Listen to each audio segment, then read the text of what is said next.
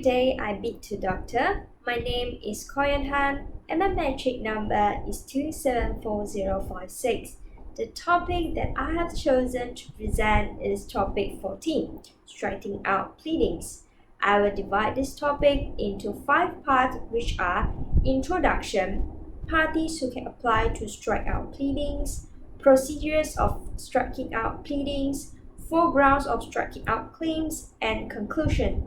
Without further ado, I will now present the first part. Strikeout is known as a court order whereby the court has the discretion to delete all or part of a party's statement of case. The deleted material cannot be relied on anymore. Order 18, Rule 19, subsection 1 of Rules of Court (ROC) had stated that the court may at any stage of the proceedings order to strike out any pleadings to prevent injustice or abuse of the process of the court. Referring to Order 18, Rule 19, subsection 1 of ROC, it allows a party to apply to strike out any pleading or amend the pleading. This indicates that both plaintiff and defendant have the right to apply to strike out claims. For plaintiff, he may apply to strike out the defense of the defendant, either wholly or partly. For defendant, he may apply to strike out the plaintiff's endorsement on the writ or the plaintiff's statement of claim, either wholly or partly. If the plaintiff applies to strike out the whole defense and it succeeded, then the court will give the judgment to the plaintiff. If the plaintiff applies to strike out part of the defense and it succeeded, then the court will determine whether the remainder of the defense is sufficient to sustain as a defense to the plaintiff's claim. If sufficient, then the case can proceed. If otherwise, then the court will grant the judgment to the plaintiff. An issue that will arise if the defendant successfully strike out part of the statement of claim of the plaintiff, which is whether the statement of claim is sufficient to bring cause of action against the defendant. The court will determine if sufficient, then the plaintiff's action will proceed. If insufficient, then the plaintiff's claim will be dismissed. There are 3 things that must be adhered with when making the application of striking out. The 3 things are promptly, without delay, and preferable made before the close of pleadings at early stage, which is 14 days after the delivery of the last pleadings. When the parties apply for strike out, the application must be supported with an affidavit. The affidavit has to contain the precise ground of the application, the matter of striking out the pleadings wholly or partly must be included in the application as well. The parties who intend to strike out their claims may do so using the 4 grounds. The first ground is the pleadings discloses no reasonable cause of action or defense which can be found under Order 18, Rule 19, subsection 1, subsection A of ROC. The second ground is the pleadings is scandalous, frivolous, or vexatious which can be found under Order 18, Rule 19, subsection 1, subsection B of ROC. According to Order 18, Rule 19, subsection 1, subsection C of ROC, pleading that may prejudice, embarrass, or delay the fair trial of the action can also be struck out. The last ground is the pleadings may abuse the process of the court, which has been stated in Order 18, Rule 19, subsection 1, subsection D of ROC. I will explain the 4 grounds one by one in depth. The parties who can apply to strike out the matter on the ground that it either discloses no reasonable cause of action or defense can be plaintiff or defendant. In light of Order 18, Rule 19, subsection 2 of ROC, an application under Order 18, Rule 19, subsection 1, subsection A of ROC need not be supported by an affidavit.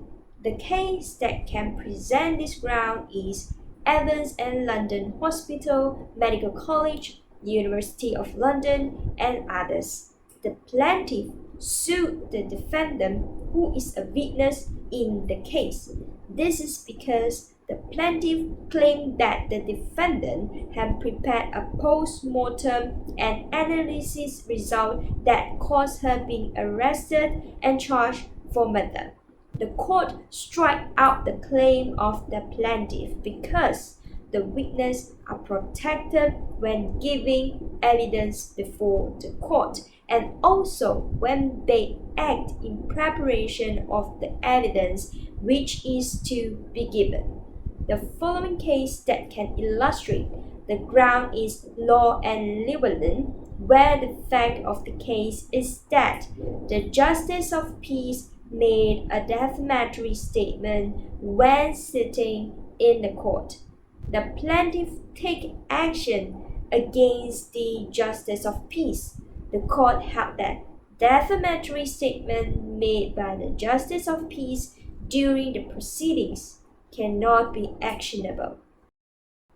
The plaintiff or defendant may apply to strike out the matter on the basis that it is scandalous, frivolous, or vexatious.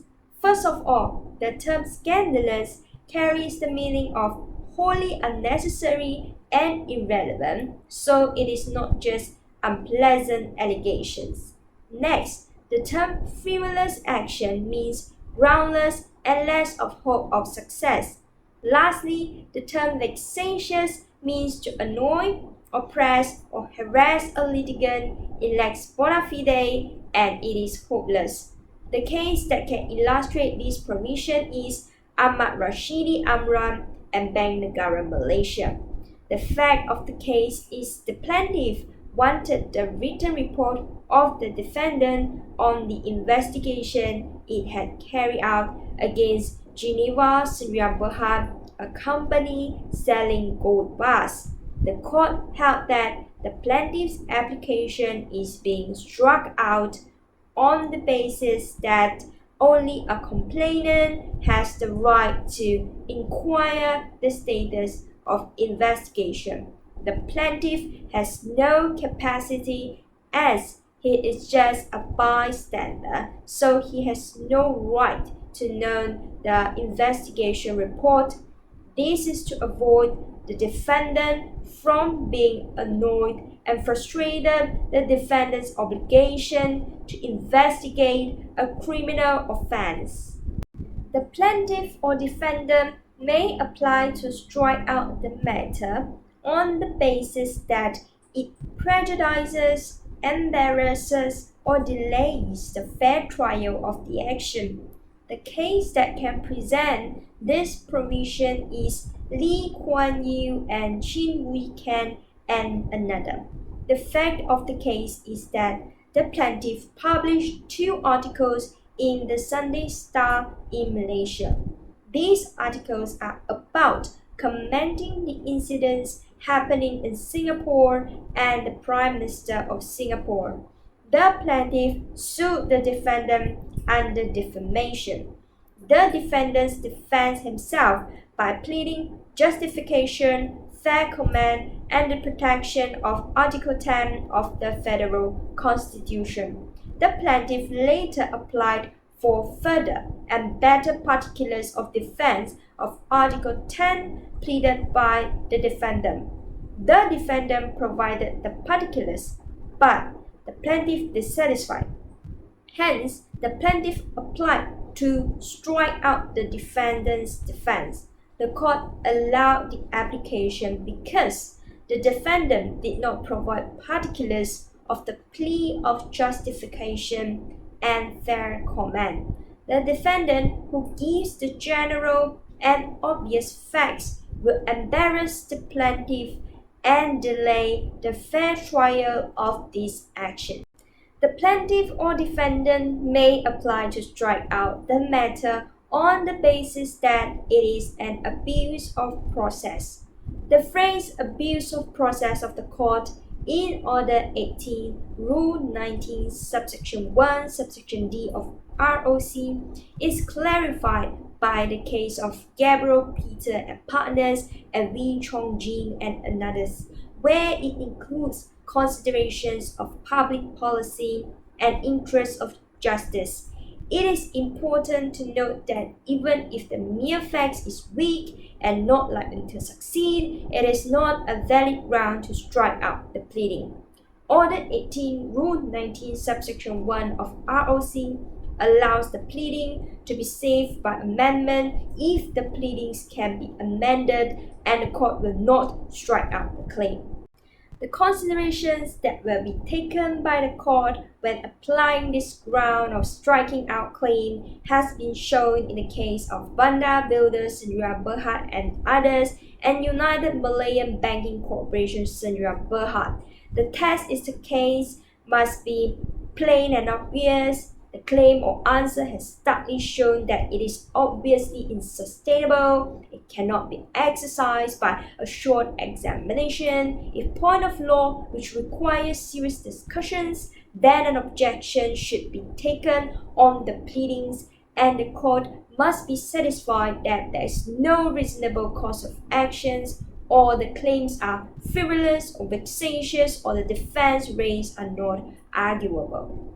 The plaintiff is entitled to judgment against the defense if the court strike out the defense as there is no defense to the plaintiff's claim. If the court strikes out the plaintiff's claim, then the plaintiff's suit against the defendant does not exist anymore. That is all from my presentation. Thank you.